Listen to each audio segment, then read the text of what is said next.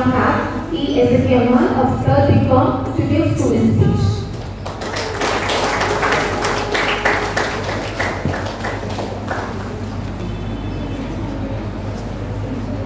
தானே விதையொன்றி விருட்சமாய் வேரொன்றி ஆலமரமாய் தழைத்திட்டு இலக்கண இலக்கிய வளம் கொண்டு செம்மையாய் வளம் வரும் என் தாய்மொழியாம் தமிழை வணங்கி என் உரையை துவங்குகிறேன். எண்ணங்களில் சுதந்திரமும் நினைவுகளில் சரித்திரமும் நிறைந்திருக்கும் இத்தருணத்தில் தாய்மண்ணே உன்னை வணங்குவோம். இவ்விழாவிற்கு வருகை தந்துள்ள கல்லூரி நிர்வாகத்தினர், முதல்வர், துணை முதல்வர்கள், கல்வி என்னும் பெரும் கடலில் இருந்து எங்களை கரை சேர்த்திட கலங்கரை விளக்கமாக திகழும் பேராசிரியர் பெருமக்கள் மற்றும் என்னுடன் பயிலும் சக மாணவ மாணவிகள் அனைவருக்கும் என் இனிய குடியரசு தின வாழ்த்துக்கள். இன்று ஜனவரி 26 நாம் 75வது குடியரசு தினத்தை கொண்டாடுவதில் பெரும் மகிழ்ச்சி அடைகிறேன். ஒவ்வொரு ஆண்டும் இந்தியர்களாகிய நாம் இந்நாளை மிகுந்த மகிழ்ச்சியுடனும் உற்சாகத்துடனும் கொண்டாடுகிறோம். எப்போ பெறப்பட்டது இந்த குடியரசு?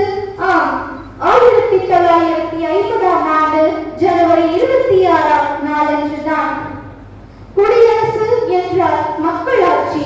தேர்தல் மூலம் மக்களால் ஒரு குடிமகன் ஆட்சியாளராக நியமிக்கப்படுவது குடியாட்சி. பெண் என்றால் பேய் இறங்கும் என்பதையா ஊரு? அந்த பெண்ணை ஒரு மனுஷியா மதிப்பவர்கள் யாரு? அழைப்போரும் பெண்களுக்கு படிப்பதற்கு அடுத்தவ வீட்டுக்கு போறதானே உனக்கு எதுக்கு படிப்பு? இப்படியெல்லாம் பெண்களை மட்டம் தட்டி நட்டம் தட்டி உடற்கட்டை ஏற வச்சதோ சிசுக்களை செஞ்சதோ இந்த சமுதாயம் நாங்க.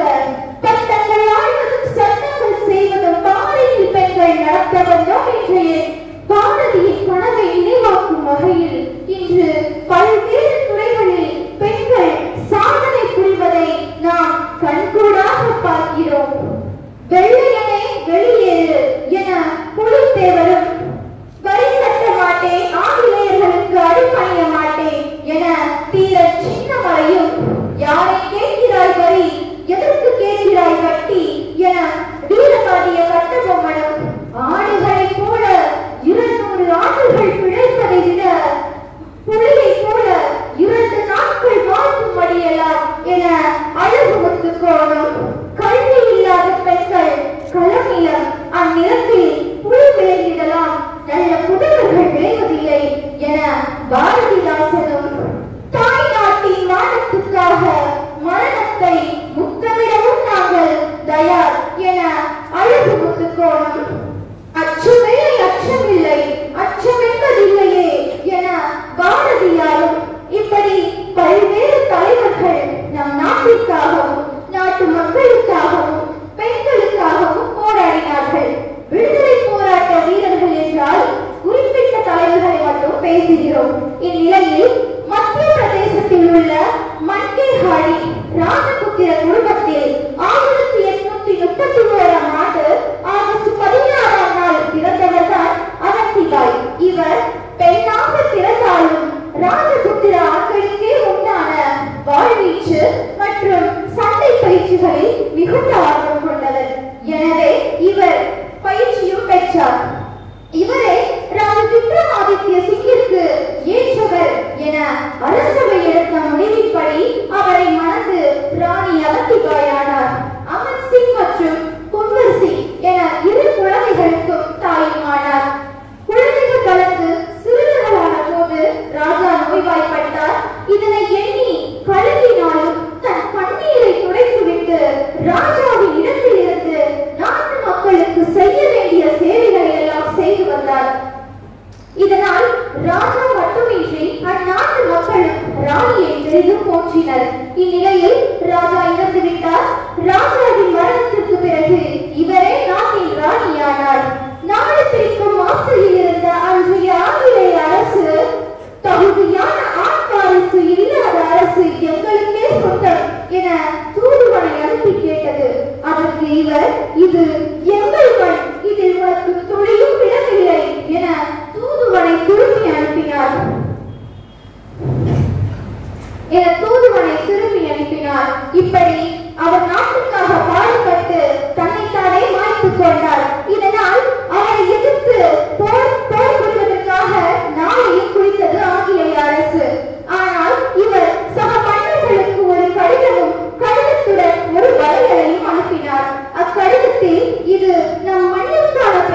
மட்டுமல்ல, நம் மான பிரச்சனையும் கூட எதிர்த்து போராட நான் தயாராகிவிட்டேன். நீங்கள் வாழ்வெடுத்து வருகிறீர்களா அல்லது பலன் அடைந்து வீட்டில் இருக்க போகிறீர்களா என்று முடிவு செய்து கொள்ளுங்கள் என்று குறிப்பிட்டார். குறுநில மன்னர்கள் பலர் ராணி அவந்திபாய்க்கு ஆதரவாக வீரர்களை அனுப்பி வைத்தனர். அதில் 4000 பேருடன் போர் முறைக்கு சென்ற ராணி அவந்திபாய் ஆங்கிலேய படையை தோற்கடித்தார்.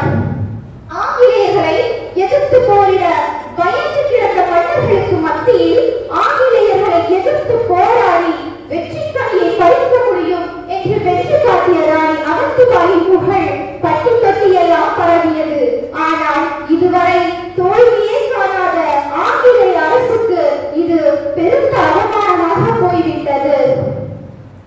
எனவே மீண்டும் இவர்கள் மீது தாக்குவதற்காக பெரும் படையுடனும் நவீன ஆயுதங்களுடனும் பல்வேறு வீரர்கள் ராணியின் கோட்டையை நோக்கி வந்தனர். அப்போதுதான் போர் முடிந்த களைப்பில் வீரர்கள் இருந்ததாலும் அவர்களுடன் நவீன ஆயுதங்கள் இல்லாததாலும் அவருடைய போர் படைக்கு இந்த முறை சலுகை ஏற்பட்டது. இருந்தாலும் குதிரையின் மீது ஏறி சென்று எதிரிகளை வெட்டி வீழ்த்தினார் ராணி அவந்திபாய். சக மன்னர்களுக்கு தைரியம் கொடுத்தார். இப்படி ஒரு கட்டத்தில் போர் நீடித்துக் கொண்டே போனது. போர் முறை நீடித்தது. ராணியின் படைபலம் குறைத்துக் கொண்டே வந்தது. எனவே போர் முறையை மாற்ற விரும்பிய ராணி அவந்திபாய் வழிமுறையை தேர்வு செய்தார். பயிற்சி பெற்ற வீரர்களை காடுகளிலும் மலைகளிலும் பதித்து அங்கிருந்து எதிர்ப்படையினரை வெட்டி வீழ்த்தி சின்ன பின்னப்படுத்தினர். ராணியை வென்றால் மட்டுமே நமக்கு தீர்வு கிடைக்கும் என்று எண்ணிய ஆங்கிலேய அரசு பல்லாயிரக்கணக்கான வீரர்களுடன் ராணி இருக்கும் இடத்தை சுற்றி வளைத்து குண்டுமலை பொழிந்தனர். ஒரு கட்டத்தில் தான் நாம் அவர்களிடம் சிக்கிக் கொண்டு இறந்து விடுவோமா என்று எண்ணி தன்னை தானே மாய்த்துக் கொண்டார் வீரமங்கை ராணி அவந்திபாய்.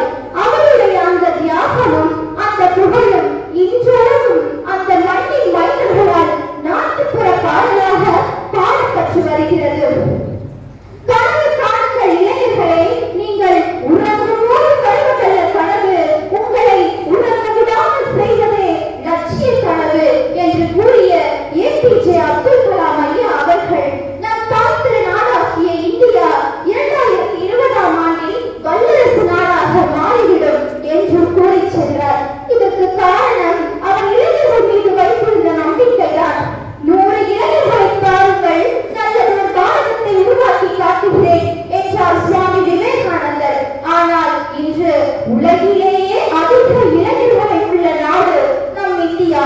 இந்நாட்டில் 100 இளைஞர்களுக்கு பற்றும் இது மாற வேண்டும் அது மாற வேண்டும் என்று வாட்ஸ்அப்பில் ஸ்டேட்டஸ் போடுவதை விட்டுவிட்டு மாற வேண்டும் என்று நினைத்தால் இளைஞர்களாகிய நாம் தான் இறங்கி மாற்றிட வேண்டும். மாற்ற வேண்டும் என்பதை குறிக்கோளாக கொண்டு 10 இளைஞர்கள் ஒன்றிணைந்தால் போதும், மாற்றம் தானாக நிகழும். இன்று உலக நாடுகள் எல்லாம் இந்தியாவை கண்டு அஞ்சுகிறது. ஏனெனில் உலகிலேயே அதிக இளைஞர்களை உள்ள நாடு நம் இந்தியா. இதற்கு இளைஞர்கள் நினைத்தால் எதையும் சாதிக்க முடியும் என்பது அவர்களுக்கு தெரிந்துள்ளது. இதற்கு சிறிய சான்றுதான் நம் பாரம்பரிய விளையாட்டான ஜல்லிக்கட்டுக்காக இளைஞர்கள் போராடி வெற்றியை பெற்று தந்தது. எனவே இளைஞர்களின் மனோசக்தி பிரபஞ்சத்தில் உள்ள அனைத்தையும் விட வலிமை பெற்றதாகும். தோனிக்காக விசிலடித்து கொண்டாடுவது நம் இளைஞர்கள் தான்.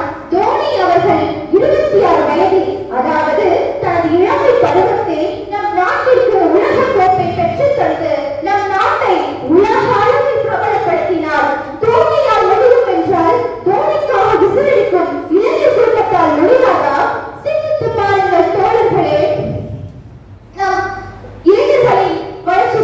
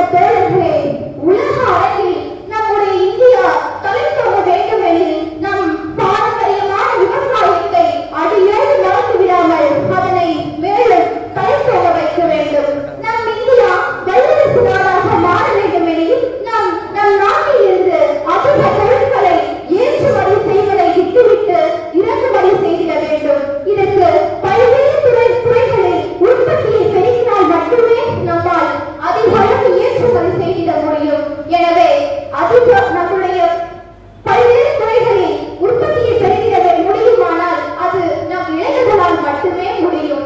எனவே நம்முடைய பொருளாதாரம் உயர்வதற்கு நம்முடைய உற்பத்தி பெருகினால் மட்டுமே நம்மால் முடியும். நம்மால் அதிக உற்பத்தி ஏற்பட்டிருந்தால் மட்டும்தான் நம்மால் தன்னிறைவு அடைய முடியும். தன்னிறைவு அடைந்தால் தான் நம்மால் ஏற்றுமதி செய்திட முடியும். ஏற்றுமதி செய்தால் பொருளாதாரம் உயரும். பொருளாதாரம் உயர்ந்தால் நம் நாடு வல்லரசு நாடாக மாறிவிடும் என்று கூறுகிறேன். எனவே மாதா, பிதா, குரு, தெய்வம் பேச பழக்கிய மாதாவிற்கும் பேச்சு பிழை நீக்கிய பிதாவிற்கும் எனக்கு பேச வாய்ப்பளித்த அனைத்து நல் உள்ளங்களுக்கும் நன்றி பாராட்டி விடைபெறுகிறேன். நன்றி, வணக்கம்.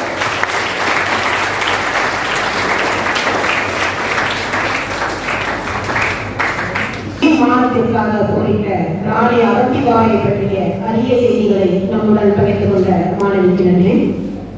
Thank you, S.S. Iman, for insisting that the positive change is in the hands of our youngsters.